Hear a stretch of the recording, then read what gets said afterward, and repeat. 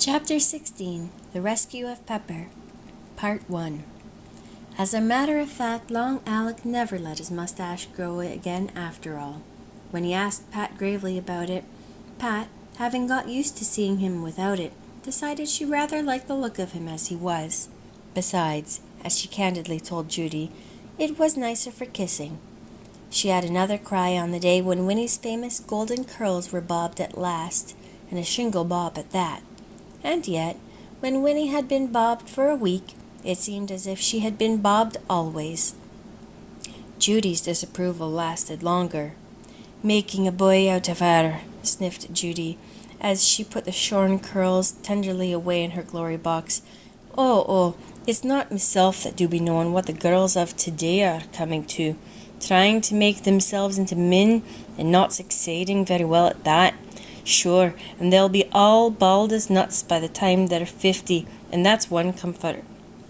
Worse than the bobbing, as far as Pat was concerned, was the notion Winnie took one day in Sunday school that she would be a missionary when she grew up and go to India. Pat worried for weeks over it, despite Judy's philosophy. Oh, don't worry trouble so far ahead, Patsy dear.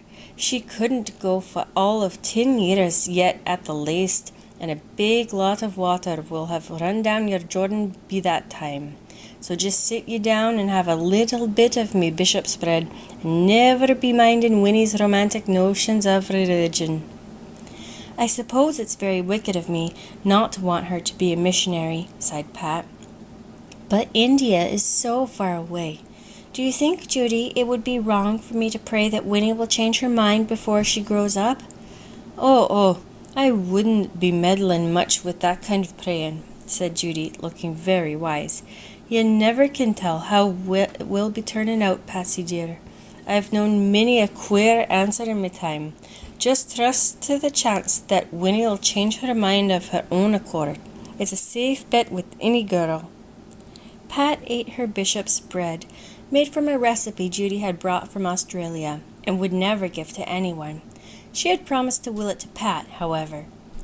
The latter still had a grievance. "Mr. James Robinson has gone and cut down that row of spruce trees along the fence in his cow pasture. I just can't forgive him."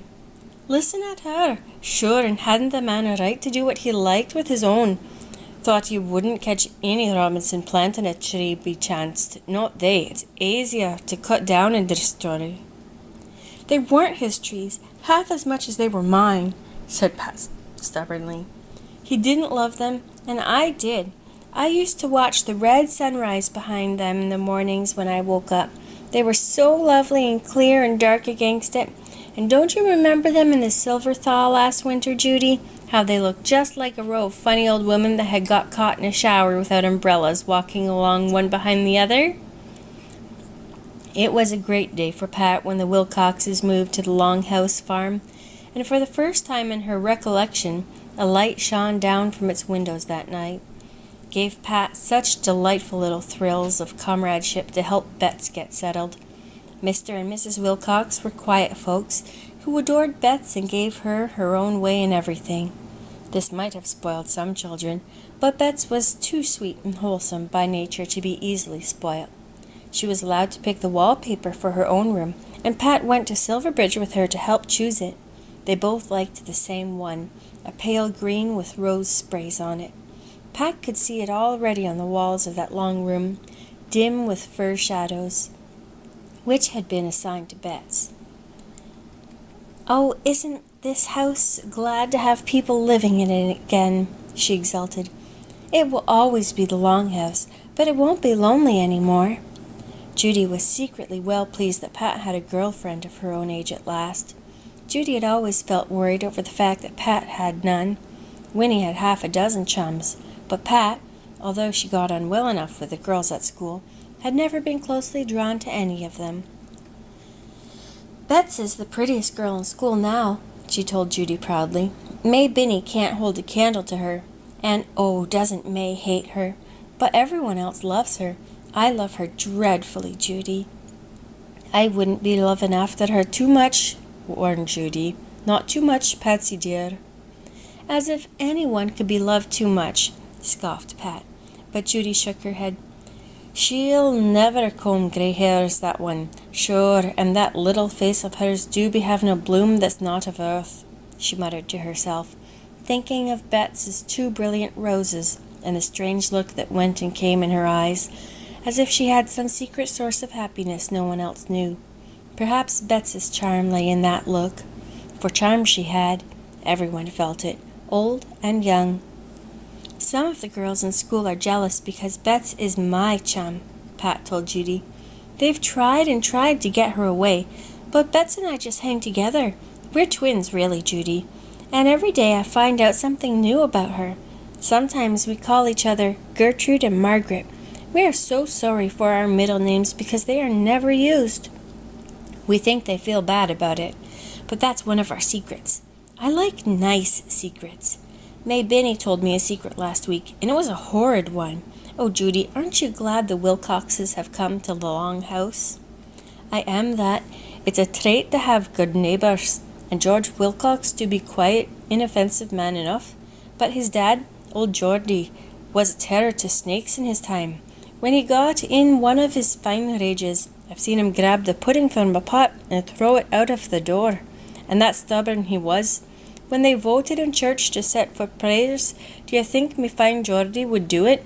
Not by a jugful. Stiff as a ramrod would he stand up, with his back to the minister, and his legs a yard apart, and glare over the congregation.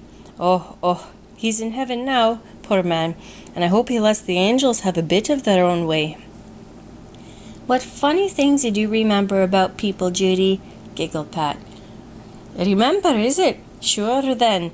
And isn't it a funny thing I remember about Geordie's cousin, Matt Wilcox? He was beway of having a rat or two in his garret, though he was haunted by a devil. Haunted by a devil? Pat had a real thrill. I'm telling you, but his family didn't be worrying much over until he took to liking to hear the creatures talk.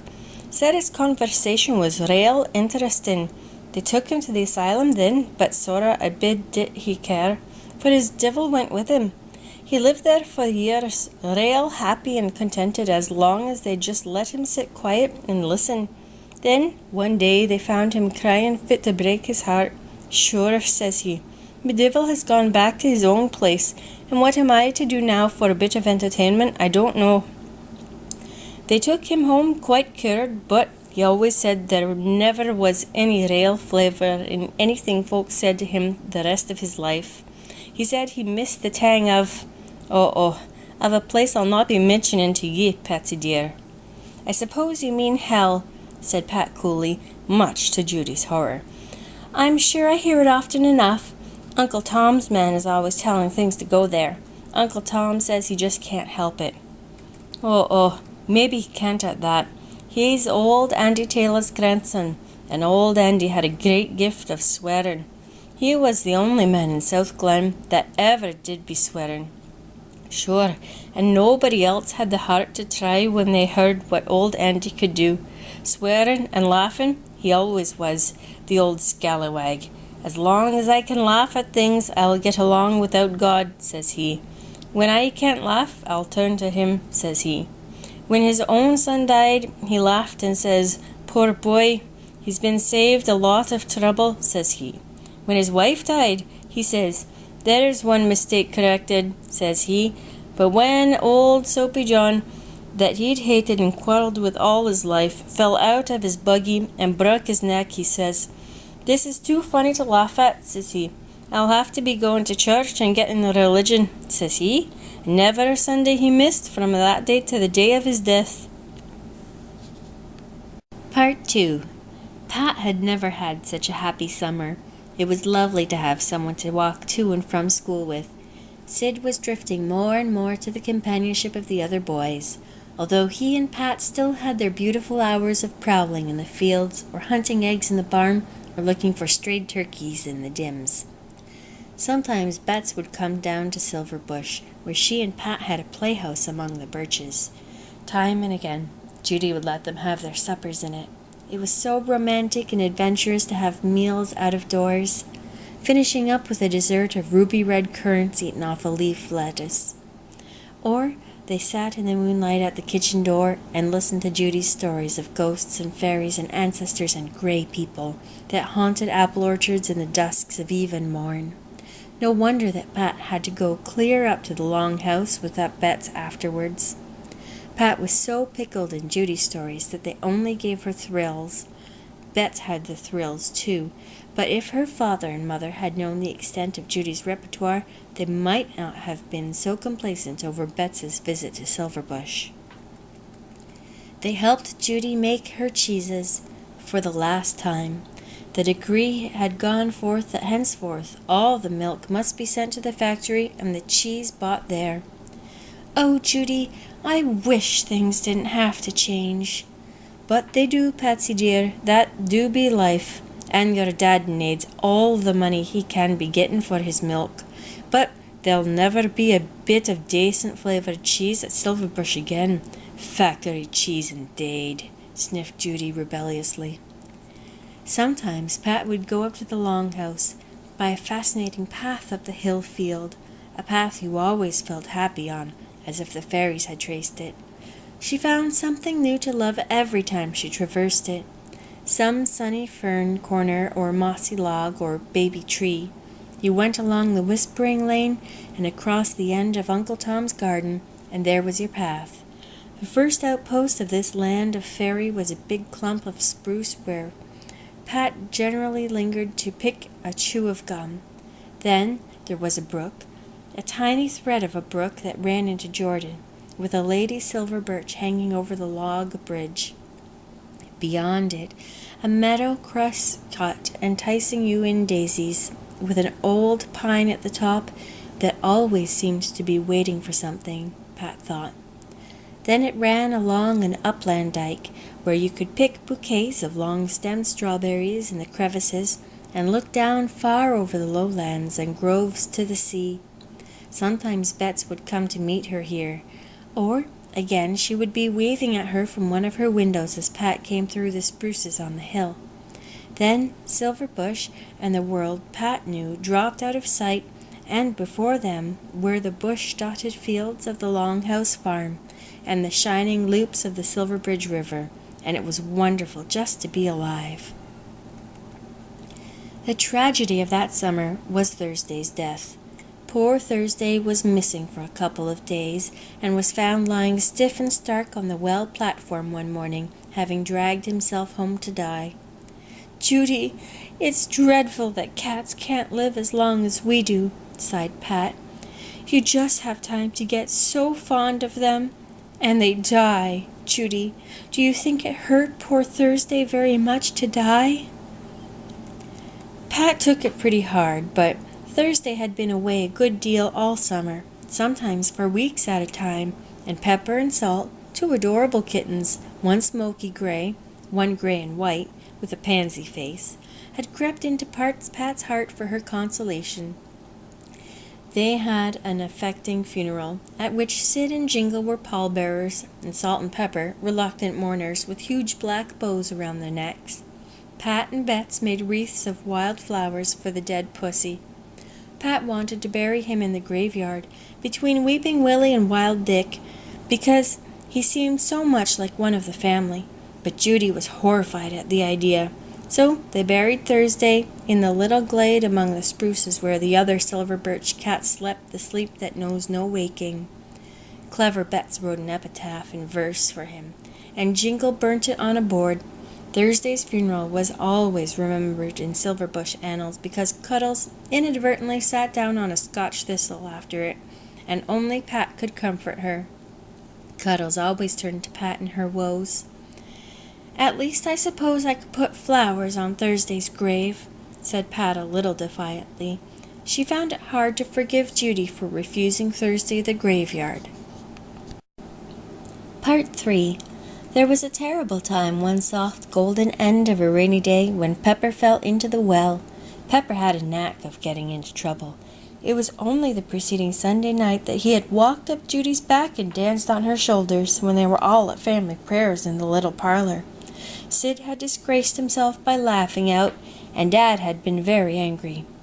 Pepper was missing one evening when Pat put his saucer of milk on the well platform. and when Pat called him, lamentable shrieks were heard from somewhere. But from where? Pat and Bets hunted everywhere a cat could possibly be, but no Pepper. Only those piteous cries that seemed to come now from the sky, now from the silver bush, now from the graveyard. "Sure, and the creature's bewitched," cried Judy. "He can't be far off, but I'm bate to say where." Bets finally solved the mystery. "He's in the well," she cried. Pat ran to it with a shriek of despair. Nothing could be seen in the dim depths, but there was no doubt that Pepper was down there somewhere. As they looked down, the shrieks redoubled. "The water's calm as a clock," said Judy. "Where has the baste got to? Oh, I'm seeing. Look at the eyes of him a-blazing. He must have fell in the water, but my brave Pepper's climbed out on that little shelf of rock between the stones and the water. Listen at him. He'll split his throat, and well may he be, for I'm blissed if I can see how we're going to get him up. What would your dad and the boys be away with Bayshore, and not likely back till midnight? This do be a Tommy Shaw." "We can't leave him there all night," cried Pat in agony. She flew to the garret to set the signal light. If only Jingle would see it. Jingle had been spending most of his evenings grubbing young spruces out of a big field Mr. Gordon wanted to clean up. But he saw Pat's light as he tramped home, and in a few minutes he and McGinty were in the bush yard. McGinty, when he found out what was the trouble, sat down and howled antiphony to Pepper's yells. It was a doleful duet. "Oh, Jingle, can't you save Pepper?" implored Pat. Jingle was a rather comical knight-errant, to be sure, with his frayed trousers and dark glasses and raggedy hair, but he came promptly and practically to the help of Lady Fair. The three of them, aided by Judy, dragged a ladder from the barn and contrived, goodness knew how, to get it down the well. Down went Jingle, while Pat and Bets prevented McGinty from a suicidal leap after him. Terrible moments of suspense. Up came Jingle, grasping a forlorn, dripping kitten who promptly expressed his gratitude by giving his rescuer a ferocious bite on the wrist. Oh, groaned Judy. "But I'm feeling as if I'd been pulled through a keyhole. It's been a terrible day, what with Cuddles catching her little fingers in the wringer, and Snicklefritz eating up one of your dad's boots, and Siddy's owl gone, and the good man above only knows where. And now," she concluded in a tone of despair, "we'll have to be dragging water up from your Jordan till we can get the well cleaned, and nobody knowing how many lizards we'll have to be drinking in that same." "Lizards! I'm telling you, didn't old Mr. Adams's grandfather swallow a lizard one day when he took a drink of the brook water? Sure, and he was never the same again. He would always feel it wriggling about in his insides when his stomach was empty." Pat reflected with a grue that she and Jingle had often drunk of Jordan water, though it was generally from the rock spring up in Happiness. She imminently felt something wrong with her stomach, but maybe that was only because it was empty. They shut Pepper up in the granary to dry off, and went in to a supper of hot meat pie in Judy's kitchen. After so much excitement, one really needed a little nourishment. But that night, Pat had a dreadful dream that she had swallowed a frog. Part 4. Pat found a new delight in life, going out to stay all night with Bets. The first time was in early December, when Judy was glad to pack her off to the Longhouse as soon as she came home from school, because Long Alec was killing the pigs, and Pat was neither to hold nor bind when they killed the pigs. Not, as Judy sarcastically pointed out to her, that it prevented her later on from enjoying the sausages and fried ham that were among the products of the late lamented. Pat went up to the Longhouse over a silver road of new-fallen snow. Every time she turned to look down on home, the world was a little whiter. Bets, who had not been in school that day, was waiting for her under the pine. Just above them, the Longhouse, amid its fir trees, was like a little dark island in a sea of snow. There was something about the long, low-eaved house, with the dormer windows in its roof, that pleased Pat, and Bets's room was a delightful one, with 2 dormers along its side, and 1 at each end. It was very grand, Pat told Judy, with a real set of furniture, and a long mirror in which the delighted girls could see themselves from top to toe. The west window was covered with vines, leafless now, but a green dappled curtain in summer, and the east looked right out into a big apple tree. Pat and Bets sat by the little stove and ate apples until anyone might have expected them to burst. Then they crept into bed and cuddled down for one of those talks dear to the hearts of small schoolgirls from time immemorial. "It's so much easier to be confidential in the dark," Pat told Judy. "I could tell Bets everything then." Oh, I wouldn't tell everything to anybody," warned Judy. "Not everything, me jewel." "Not to anybody but Bets," agreed Pat. "Bets is different." "Too different," sighed Judy, but she did not let Pat hear it. To lie there, with the soft swish of the fir trees sounding just outside, and talk secrets with Bets, lovely secrets, not like May Binny's, was delightful. Bets had recently been to some wedding in the Wilcox clan, and Pat had to hear all about it, the mysterious pearl-white bride, the bridesmaids' lovely dresses, the flowers, the feast. "Do you suppose we will ever get married?" whispered Bets. "I won't," said Pat. "I couldn't ever go far away from Silverbush." "But you wouldn't like to be an old maid, would you?" said Bets. "Besides, you could get him to come and live with you at Silverbush, couldn't you?" That was a new idea for Pat. It seemed quite attractive. Somehow, when you were with Bets, everything seemed possible. Perhaps that was another part of her charm. "We were born on the same day," went on Bets. "So if we're married, we must try to be married the same day. And die the same day. Oh, wouldn't that be romantic?" breathed Pat in ecstasy. Pat woke in the night with just a little pang of homesickness. Was Silverbush all right? She slipped out of bed and stole across to the nearest dormer window. She breathed on its frosty stars until she had made a clear space to peer through, then caught her breath with delight. The snow had ceased and a big moon was shining down on the cold, snowy hills. The powdered fir trees seemed to be covered with flowers spun from moonshine. The apple trees seemed picked out in silver filigree. The open space of the lawn was sparkling with enormous diamonds. How beautiful Silverbush looked when you gazed down on it on a moonlit winter night. Was Darling Cuddles covered up warm? She did kick the clothes off so. Was Mother's headache better? Away over beyond Silverbush was the poor, lean, ugly Gordon house, which nobody had ever loved. Jingle would be sleeping in his kitchen loft now. All summer he had slept in the haymow with McGinty. Poor Jingle, whose mother never wrote to him. How could a mother be like that? Pat almost hated to go back to sleep again and lose so much beauty. It had always seemed a shame to sleep through a moonlit night. Somehow, those far hills looked so different in moonlight. A verse she and Bets had learned off by heart in school that day came to her mind.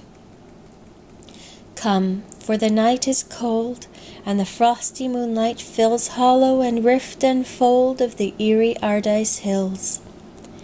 She repeated it to herself with a strange, deep, exquisite thrill of delight, such as she had never felt before, something that went deeper than body or brain and touched some inner sanctum of being of which the child had never been conscious. Perhaps that moment was for Patricia Gardner the soul's awakening of the old picture. All her life she was to look back to it as a sort of milestone, that brief, silvery vigil at the dormer window of the Longhouse.